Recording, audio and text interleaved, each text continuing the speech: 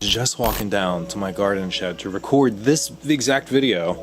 And look at this, the ground is molding. Look at that one. The plant in question today is actually this lemon plant down here.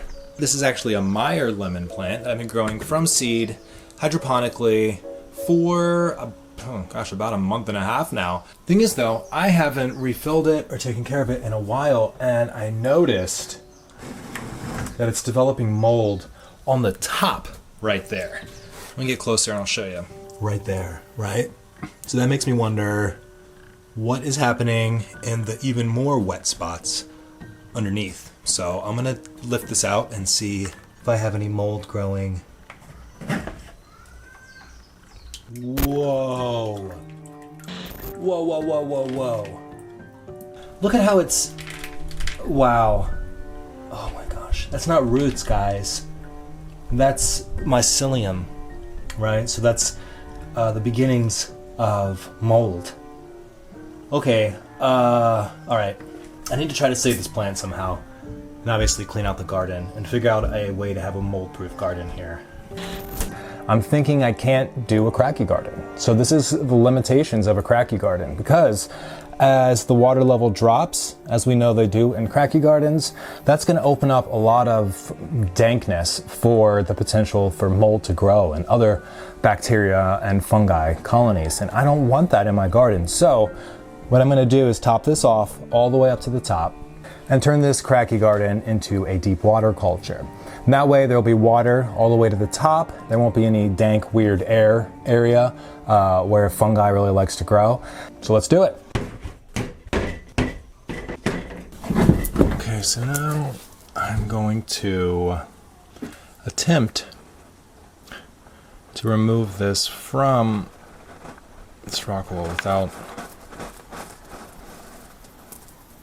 damaging too many roots. That doesn't look great, if I'm being honest. Looks like there's mold everywhere already. So I'm gonna put this in hydrogen peroxide bath. 3% hydrogen peroxide, half 3% hydrogen peroxide, half water. Okay.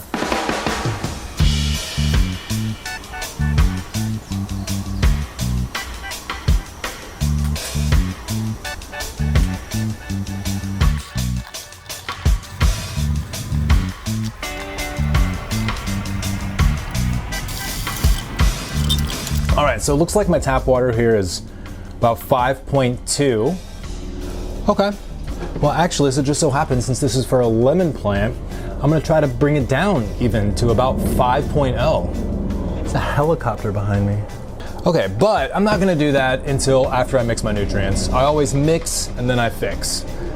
Just made that up. I'm gonna coin that. Mix and then fix. So we're going from a passive garden that didn't require any work to a garden that's gonna require maintenance. That is what it is. I like gardening, so that's kind of fine for me. I really enjoy that. But for the passive gardeners who are watching this, this might be the time to switch over to a more active gardening style. If you have plants that are developing issues like this, for example.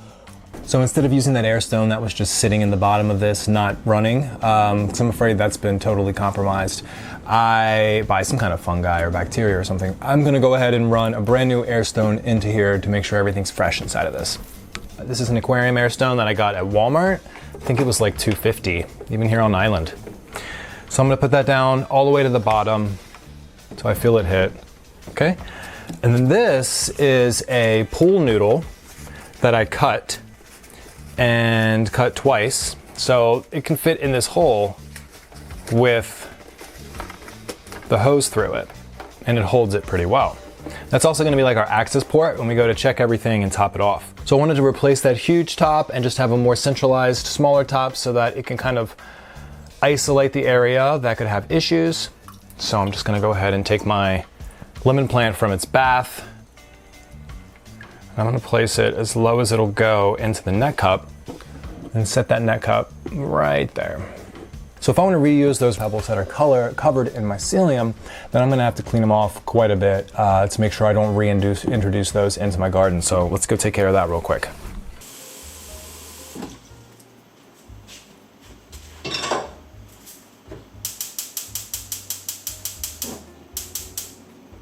Shouldn't need too many.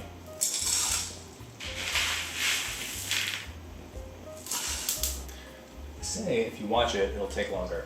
So... Alright, those are boiling quite well.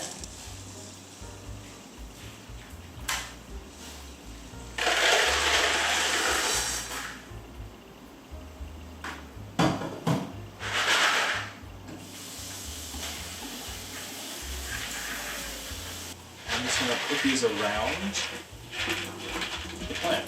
I actually, true story, hate hydrogen clay pebbles. Okay, so now I have this built out. This is ready to be plugged into my air pump, and we're going to get it fired up and put back under the grow light.